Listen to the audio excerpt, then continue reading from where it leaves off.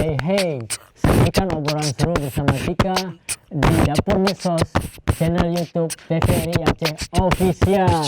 Terus sebelum tsunami, saya pindah ke Jakarta, tinggal di sana. Memang tujuannya utamanya untuk melanjutkan ini lagi. Kalau di sini kan barangnya dikit panggung kita kan. Tapi ketika di sini saya pikir saya harus buat tim di sini di Aceh supaya nanti ketika bertanding keluar orang tahu di Aceh ada dan bagus misalnya.